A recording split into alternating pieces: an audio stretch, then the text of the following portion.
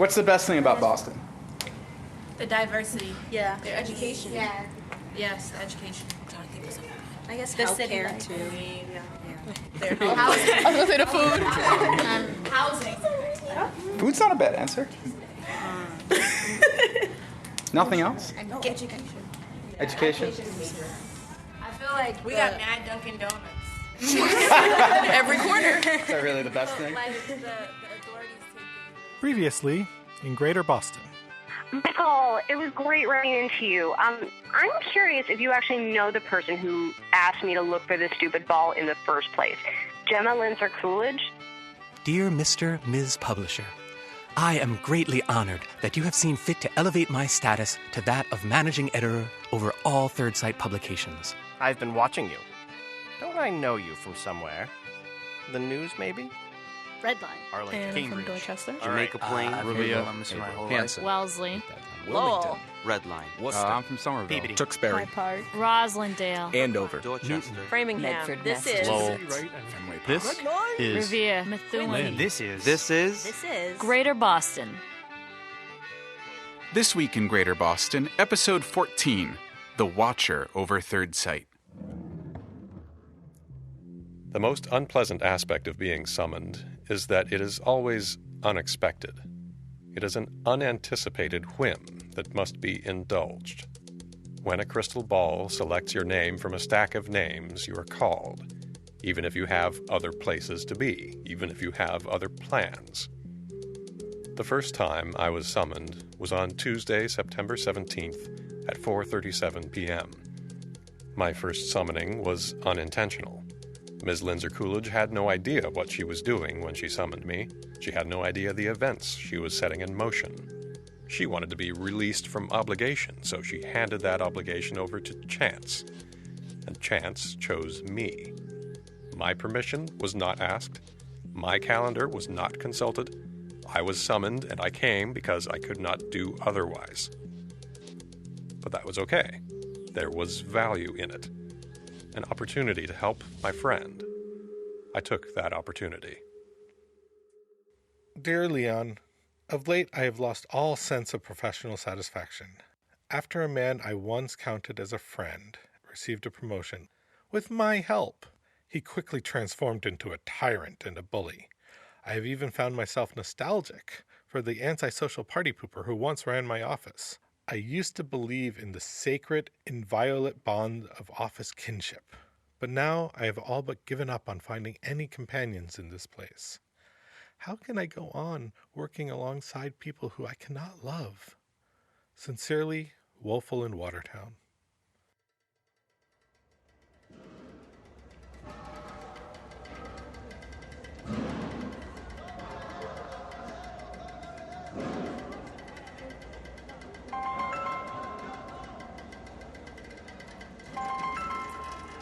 Hey, what?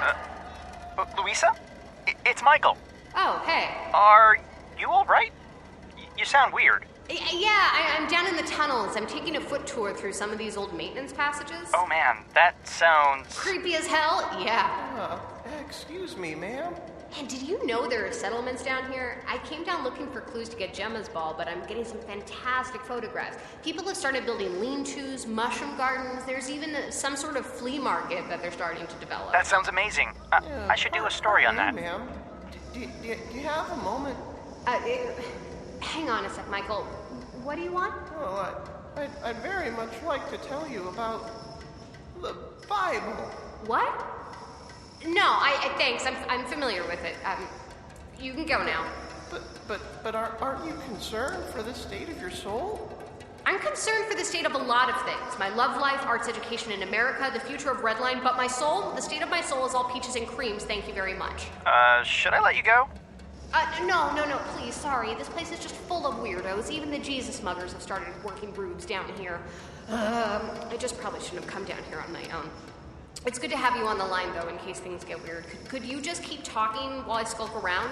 Just talk to me. What are you working on? Today is advice column day. Yikes. That sounds hard. It kind of isn't, actually. Most of the time, it's the easiest part of my job. It's funny. I've always been on the other side of the advice giving. Leon would tell me what I needed to do, and I'd feel stupid for not figuring it out myself. But now I've got these people writing into me with these questions.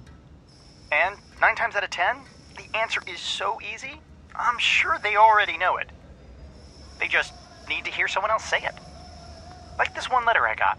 Dear Leon. Leon? Oh, right. I changed the name of the column. It used to be Dear Persephone, but that name didn't feel right for me. Dear Leon, I've recently completed construction of a fully functional orrery, accurate to the second in its tracking of the celestial bodies. It's a machine of exquisite beauty, and I thought for sure that having such a tool at my disposal would benefit my personal relationships. But my wife is irate because my monstrous contraption, as she calls it, occupies the entirety of our combined living room, dining room. Have I made a mistake? Sincerely, Tinker in Taunton. That's it? That's the problem? I know, right? But just because the answer is easy doesn't mean that it's easy. Like how I know I needed to stay sober. But acting on that knowledge, well, it's good that I've got my numbers. I've got our little search for Gemma's ball. I've got all the third sight squeezy stress balls. Really? Oh, yeah. Those are super helpful. They're part of my daily self-preservation now. On a bad day, I can reduce one of those balls to a crumbling mess by lunchtime. I'm glad you've got them. Yeah. The problem I'm having right now is, well, Tyrell here at the office keeps writing in. And I don't know if I should approach him directly or treat him like any other letter writer. If he thinks he's writing anonymously, he may not want personal help. But the guy's miserable. I have to do something. It's decent of you to want to. Oh, I guess. So, what did you tell the other guy? Which guy? That guy with the big, thing in his house. Oh, the Tinker in Taunton. Dear Tinker, to be sure, the construction of one's own personal large-scale orrery is an impressive accomplishment. It is a tool of particular dignity, precise in its measurements and representations.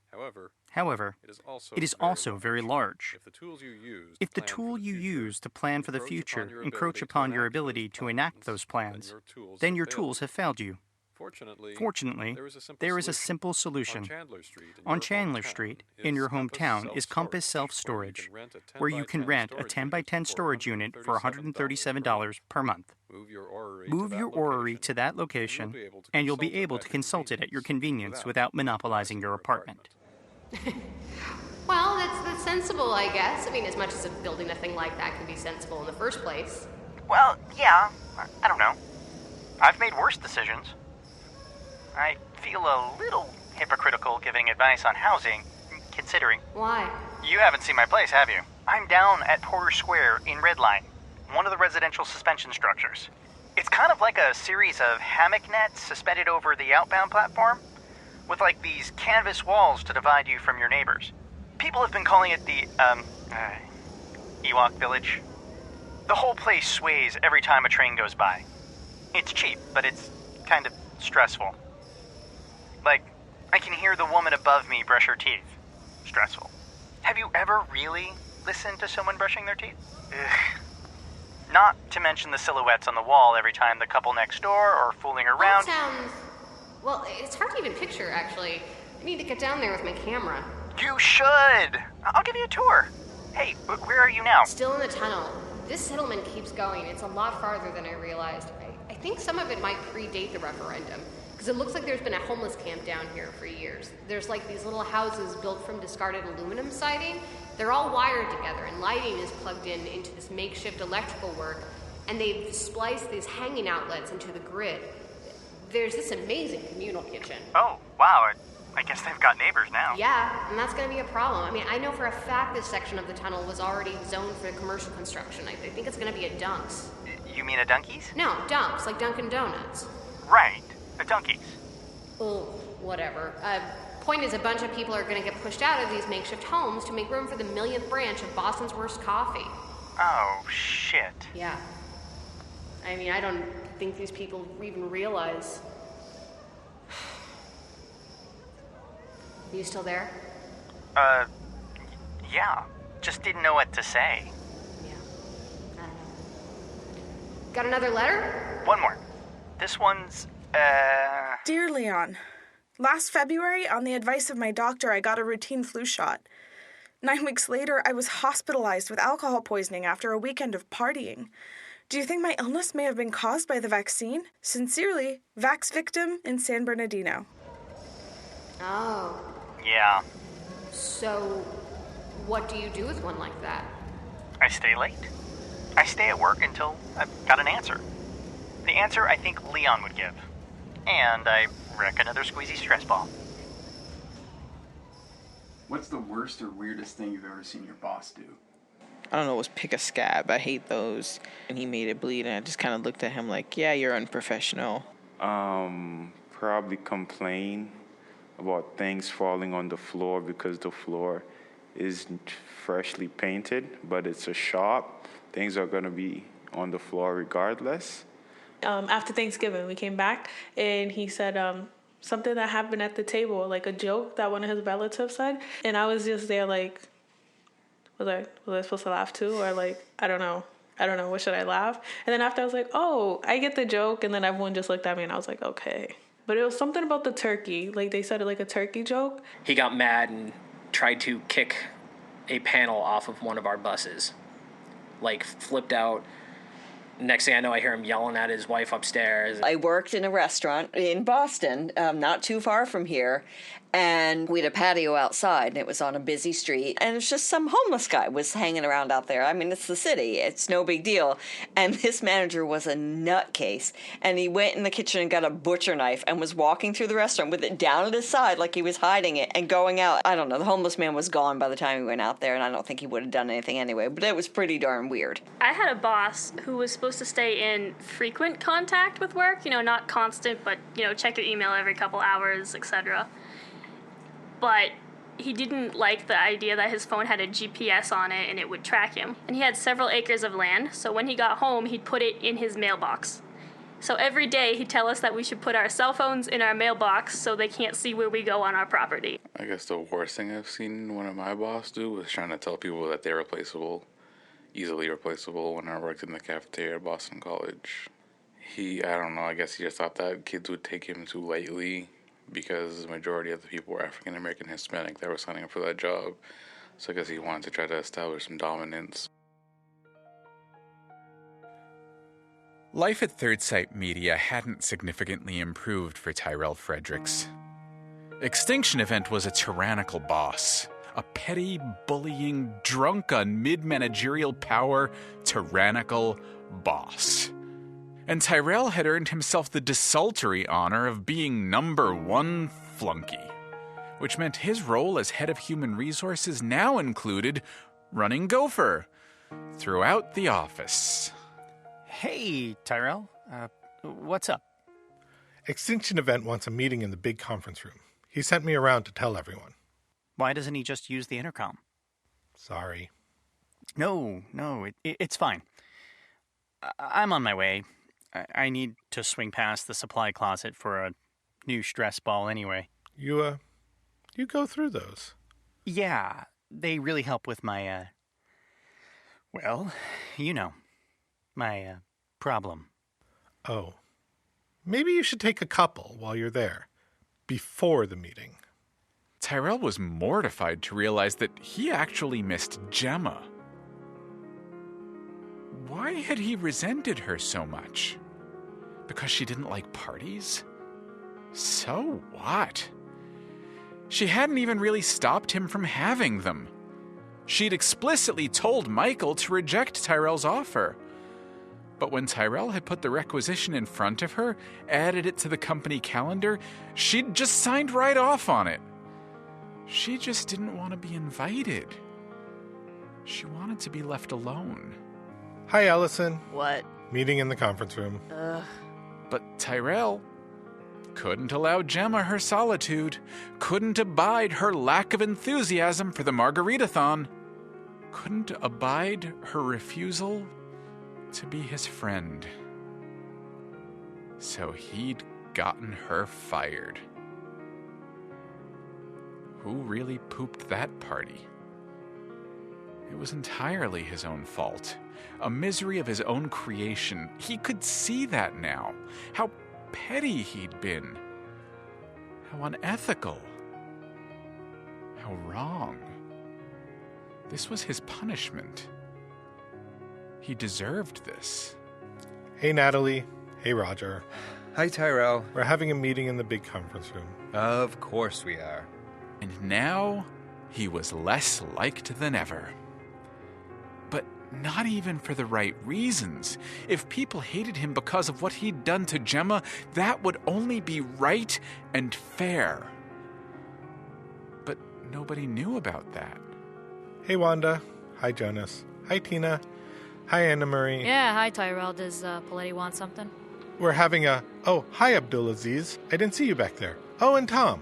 Hi, Tom. Yes, hi, Tyrell. I'm sorry to interrupt your lunch, but there's a meeting in the big conference room. God, these goddamn meetings.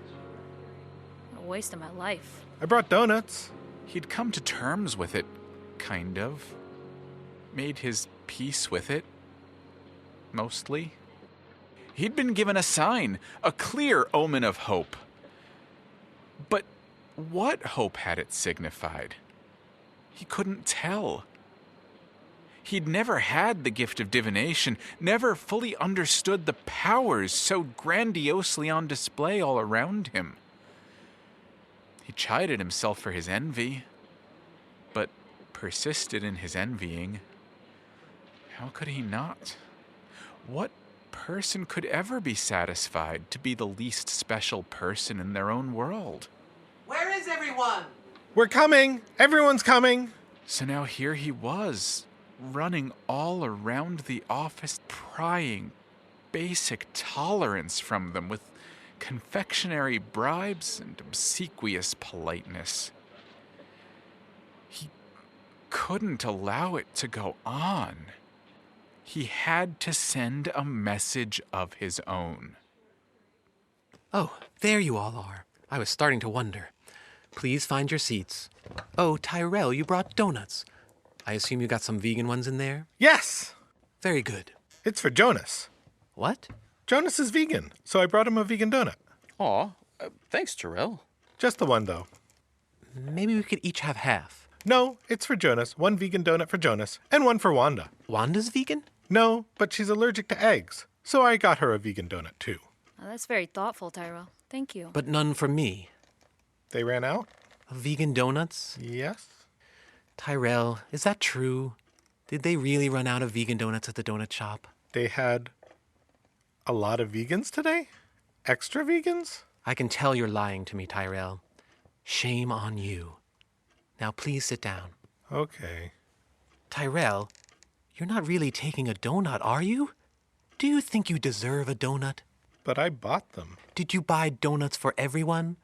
Or did you deliberately leave some people out? Just one person. Okay, fine. Thank you.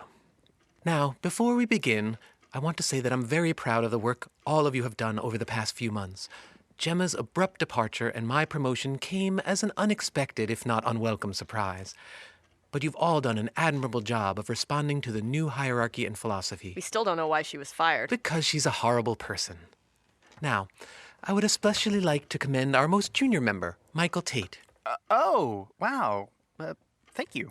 Michael, when you first came to Third Sight 1 year ago, I couldn't even imagine how anyone could be as thoroughly ignorant of the metaphysical structures of the world as you were. Oh, You were so obviously, utterly unqualified for the job that I could only imagine Gemma must have picked your name at random out of a hat. But despite all that, you have obviously taken your work here at Third Sight very seriously. You've studied, you've read, you've practiced. Yes, I have. You've learned so much about how the world really works. Well, sure. I guess. When I first became managing editor, I expected I'd be firing you at the end of the probationary period. But I'm glad to say that, as of today, I think that's far less likely to happen. Less? Far less. And so the publisher has asked me to present you with a gift in honor of your growth here at Third Sight. And there it is. You can just reach that out from the tube. It's a bottle of bourbon. Well, I hope you like bourbon then. I don't drink. Oh, are you Mormon? That's a really random assumption. I'll take it. Actually, Tyrell, why don't you take it? Me? I think Leon would want me to give it to you. Wow. Wow. Thank you. Well, anyway, now that the frivolous portion of the meeting is over, I have 2 major announcements. The first is about cutbacks. Huh? I'm sure you all know that the publishing industry has been facing diminished profits, diminished readership, diminished retail outlets for print material. Third Sight has weathered these challenges better than most, but thorough numerological analysis has revealed that we will face an income crisis in the following year. And yes, before you ask, we have properly corroborated this prediction with both tarot reading and temporal spirit communion. We are not at the point of layoffs, and hopefully we can avoid that entirely. But other costs will be trimmed. First off, there will be no more tokens of appreciation. That bottle of bourbon is the end of it, so make it last. Really? We will be reevaluating a number of our general supplies. We are eliminating rabbit's feet entirely, thank goodness. That's been long overdue for so many reasons. And we're adopting a more affordable health insurance plan. Tyrell, I think there are some changes to the covered services under the new plan that you need to address. Yes. So, the new plan will no longer cover psychiatric services or preventative care. Also, we've lost coverage for alternative medicines, birth control, and personal luck totems. So, in general, be more careful out there, I guess. Oh, come on. What are we supposed to do without luck totems? I'm sorry. You'll just have to buy your own. Are you kidding me? Oh, and we've dropped the vision and dental plans. What? Right. So, everyone, just be sure to practice good eye and teeth maintenance. Fucking serious. Finally, the biggest cutback we've had to make is our monthly Squeezy Stress Ball allotment. I know that many of us are reliant on the provided Squeezy Stress Balls to help us cope with the daily frustrations of ordinary life. But our Squeezy Stress Ball expenditure has tripled over the last 4 months. It's completely out of control. I'm afraid we've decided to take a firm hand. That's ridiculous. We're cutting Squeezy Stress Balls from our budget entirely. What? Tyrell will be carefully rationing the remaining stock. But once that supply has been exhausted, it will not be replaced. This job just keeps getting worse and worse. I can't believe this crap. I'm sorry. You're going to have to bring your own, just like you will already bring your own lunches and bathroom tissue. Oh, man. Now, let's move on to cheerier announcements. The time has come round again. Something I'm sure you've all been looking forward to. The name Extinction Event has served me very well these past few months. But my personal spirit guide, Mary Wollstonecraft, has informed me that I am to remain in flux, and the time for my next transformation is upon me. But Ms. Wollstonecraft has challenged me to set an even greater example to the world, an example of democratic personhood. She has instructed me to open the process of selecting my new name to all of you. I've mounted a suggestion box on the wall outside my office. You can slip your name suggestions in there. As many as you like. No need to limit yourself to just one. I'm very excited about this, and taking your ideas and considering how each one speaks to my sense of myself and my role in the world. I trust the result will be profound. The second time I was summoned was on Friday, October 4th at 12:17 p.m. Mr. Paletti knew exactly what he was doing. His was an act of pure braggadocio. He had no need of my help, save to impress and ingratiate, but I was summoned, and I could not decline. But there was Nika, so desperately alone, so desperately in need. And that other man, Tyrell, so hopeless. I could see the course of events about to play out, their next moves, and the moves after that. Nika's descent into the subway, Tyrell's descent from the bridge. 2 stories on their way to bad ends. I saw an opportunity to intervene, to help. Mr. Paletti suggested the means, psychography, spirit writing. And there you were, Oliver, up here in your strange little apartment above the offices, watching everyone, writing your note to Paletti, informing him of his failure and his dismissal. He doesn't even know how I saved his job, how I guided your hand along another course, a course that set Nika and Tyrell on a collision that should have saved them both. And now, here we are, Oliver. Both of us, with so much to say to each other. I can hear you, Oliver. I'm right here beside you. I can hear you. In his mind's eye, Oliver West saw himself as the overseer of a vast publishing empire. An industrial tycoon with a web of influence spanning the entire globe. He saw his magazines reaching into homes and offices in every city of every country on every continent. In his mind's eye, he saw himself with the power to sway public opinion far enough to move elections, topple regimes. And finally put an end to turtleneck sweaters. Just wipe them out of existence completely. Really, it's long past due. But in his actual eyes... But in my actual eyes... I see myself on the top floor of a small building. I see my company publishing a dozen modestly successful magazines. I see the most popular of those magazines selling almost enough copies to rival Cat Fancy. Goddamn Cat Fancy. In my actual eyes, I see my wife going around in a sweater with a collar so high and folded over on itself so many times that her head looks like a maraschino cherry peeking out from a pile of whipped cream on an ice cream sundae. In my actual eyes, I see things how they actually are. You see things only how you see them, same as anyone. I am in a particular position vis-a-vis the ghost haunting my office, because I know that you are here. I know that you can hear me, even if I can't hear you. That'll be my lunch. A tuna salad sandwich with extra celery, the lunch of a powerful man. An influential man, delivered via pneumatic tube, a sophisticated delivery technology that extended Oliver's personal reach into the office below and to many secret locations throughout the city. Part of my complex network of influence, you see. When Gemma Lindsay Coolidge first brought Michael in for that farce of a job interview, Oliver saw the opportunity Michael presented immediately. Hardly. You're perceptive, but not actually prescient. Despite the image you like to project. He knew how she'd come upon Michael, of course. I keep a close eye on all of my employees, through means I won't bother to detail for you. I don't think you'd be interested. Fair enough. She tossed her crystal ball onto her desk. It landed on the name of a man, and she called that man Leon Stamatis. Me. And yes, I did say crystal ball. That woman, she thought it was just glass. She never once considered the possibility that we'd given her the real thing.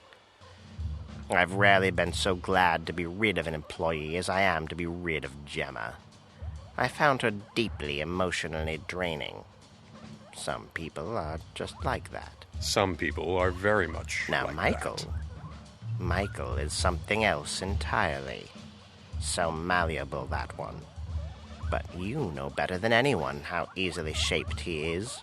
You cured the man of alcoholism, for heaven's sake. I didn't cure him. I just believed in him. Stepped in and told him to stop, and he did. Do you know how absurd that is? How implausible? To strip a man of his addiction by pure force of will? It's as though he were just waiting for someone to tell him what to do. For you to tell him what to do. That's who he is. He proves it every day. Here, let's listen in on him for a moment, shall we? I believe he's working on his advice column. Your advice column.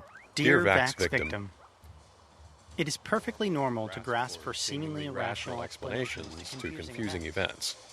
Such is the case with many of the illnesses falsely attributed to vaccination. I am certain that your alcohol poisoning was not caused by your flu shot, but rather by your consumption of alcohol. I have seen a number of portents indicating this truth. The spirits indicate that you should seek out an Alcoholics Anonymous meeting in your area. Do you see? Do you hear yourself in his voice? He's still in your thrall. And that's why he's useful. Because you are bound to him, and he is bound to us. Contractually. The old 10-year posthumous employment clause. You agreed to it, and so did he. And now, here we are, working together. You must wonder how it is that I know you're here. It goes back to that first day when you interfered with my decision to fire Extinction Event Paletti. I only meant to reschedule that event, not cancel it entirely. And using my own pneumatic tubes, you cheeky scamp. The presence of a spirit was obvious. The real question was, to whom was it anchored? Naturally, I assumed it was Nika. That's why I sought her out at Wonderland, riding the Whirlodon. A quaint little coaster. I really enjoy roller coasters, you know. I enjoy the perfect control they represent. Perfect structure, perfect timing, perfect reliability. All within the illusion of chaos. The illusion of surprise. They are wonders of efficient engineering, truly. But I was wrong about your sister. It was an understandable mistake, I'm sure you'll agree. But I figured it out. I got there. It was simply a matter of observing my employees, as I always do.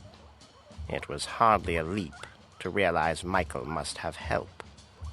Continuing, constant help. You. And I am the greatest threat to his present well-being. So you must be watching me as closely as I'm watching him. And here you are. That's a note from my son, Ada. He and my wife live at an off-site location, you see.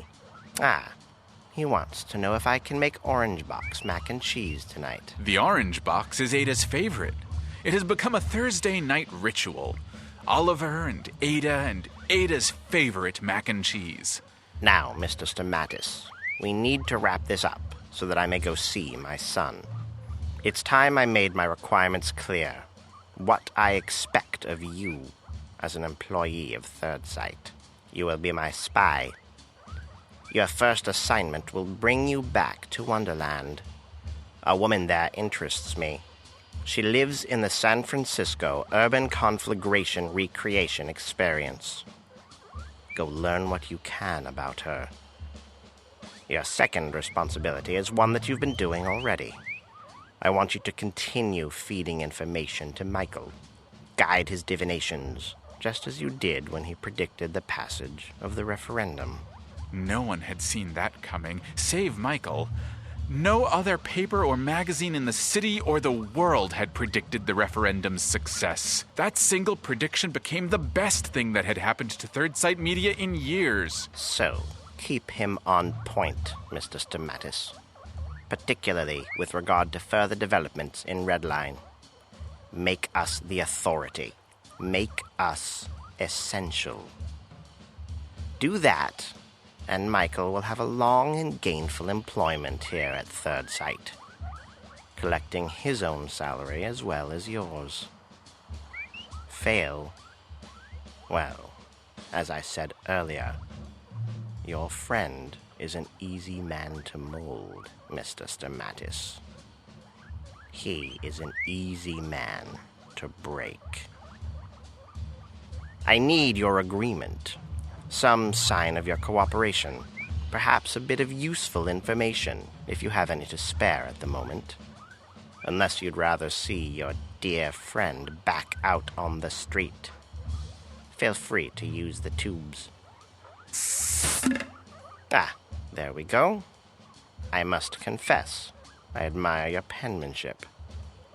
But let's see what you have to say. Ada's favorite is the blue box.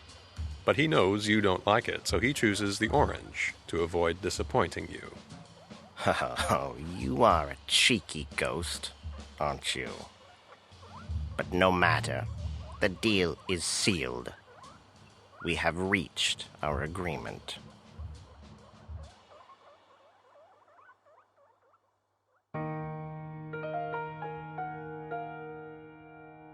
Dear Woeful, by now you will have received a gift from someone at your office who thinks kindly of you. He does not love you any more than you love him. But you have his respect. Respect should be the most you ask of workplace relations. Look elsewhere for love. But insist upon respect. You deserve it.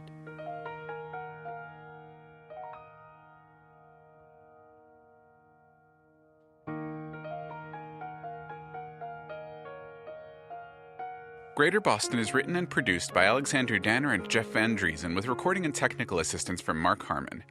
You can follow Greater Boston on Twitter at InGreaterBoston, and you can help keep the show running by supporting our Patreon campaign or by sharing the show with your friends. This episode featured Braden Lamb as Leon Stamatis, Julia Propp as Luisa Alvarez, James Oliva as Michael Tate, Richard Penner as Tinker in Taunton, Erie Alexander as Vax Victim in San Bernardino, Alexander Danner as the narrator, Arun Sanuti as Tyrell Fredericks, James Capobianco as Extinction Event Paletti, and Mike Linden as Oliver West and the Street Proselytizer.